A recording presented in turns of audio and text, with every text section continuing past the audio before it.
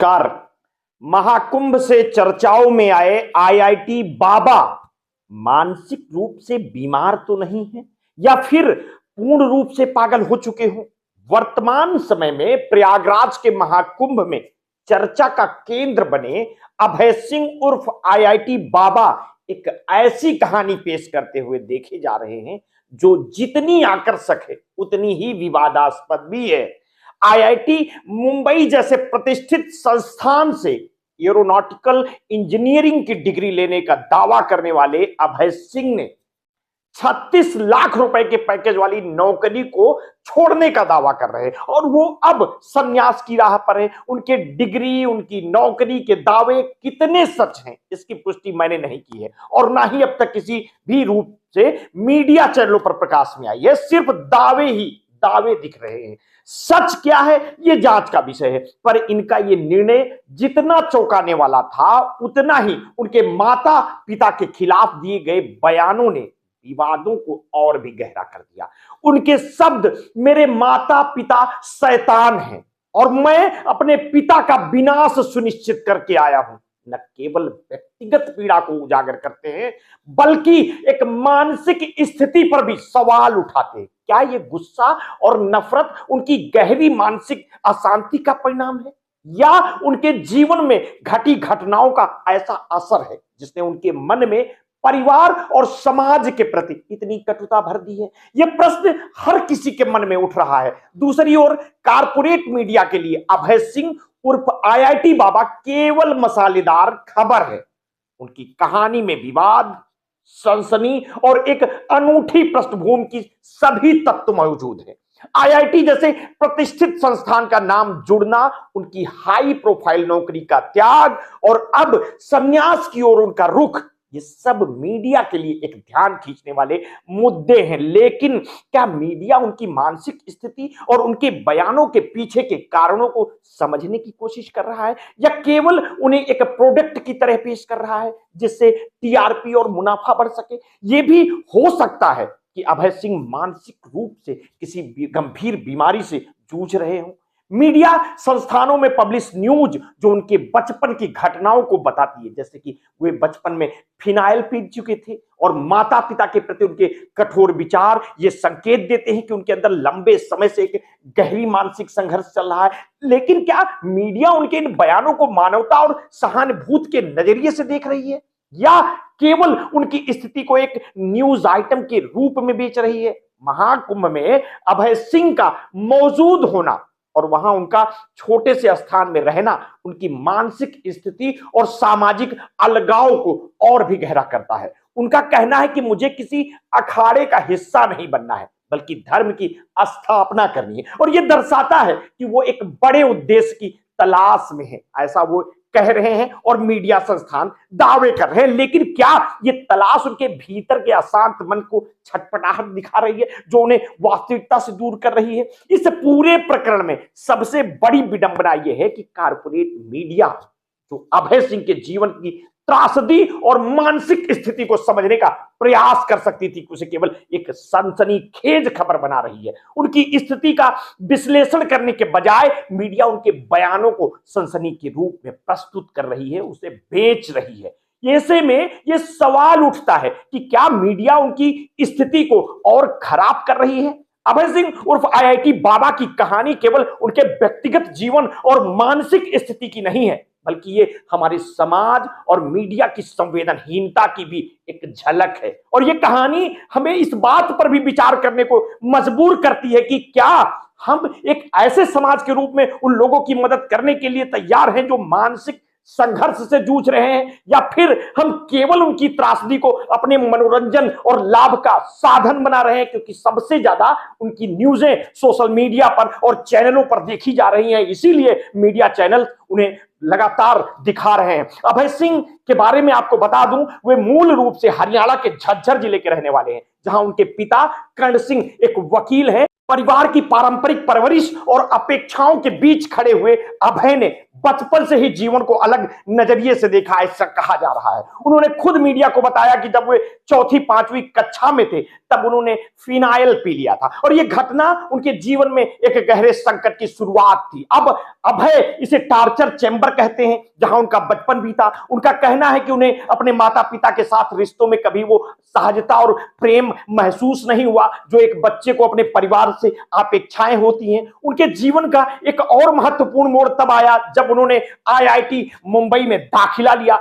एक युवा अभय जिसने एरोनॉटिकल इंजीनियरिंग जैसी चुनौतीपूर्ण पढ़ाई पूरी की, अपने भविष्य को लेकर बड़े सपने देख रहा था। उन्होंने कनाडा में 36 लाख रुपए की सालाना पैकेज वाली नौकरी हासिल की, लेकिन ये सफलता और भौतिक सुख उन्हें वो शांति नहीं दे पाया। ऐसे दावे किए जा रहे हैं जिसकी उन्हें तलाश थी। कुछ समय बाद उन्होंने ये नौकरी भी छोड़ दी और धर्म संन्यास की ओर कदम बढ़ाया। महाकुंभ के दौरान जब पत्रकारों ने उनके जीवन के बारे में पूछा, इस बदलाव के बारे में पूछा, तो उन्होंने कहा कि उनके माता पिता उनके जीवन में सबसे बड़े शैतान साबित हुए। अब ये आप उनकी मनोदशा को समझ सकते हैं। उनका ये बयान हर किसी को चौंका गया। अभय सिंह ने अपने माता पिता को लेकर के कहा कि उनका विनाश सुनिश्चित करके आया हूं।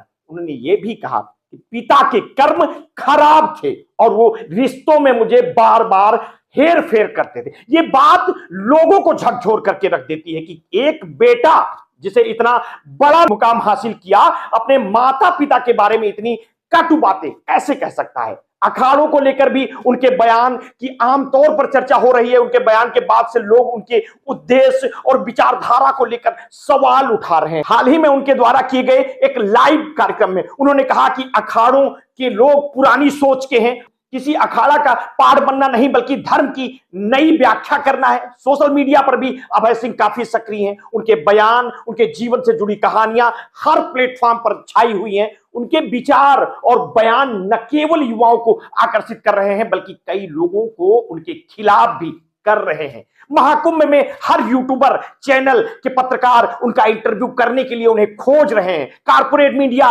लगातार उनकी कहानियों को सनसनीखेज बना रही है। उनकी जिंदगी की गहराई में जाने की कोशिश में मीडिया ने उनके परिवार और उनके विचारों के बीच पुल बनाने की भी कोशिश की, लेकिन हर बार उनके बयानों ने कई बहस को जन्म दे दिया।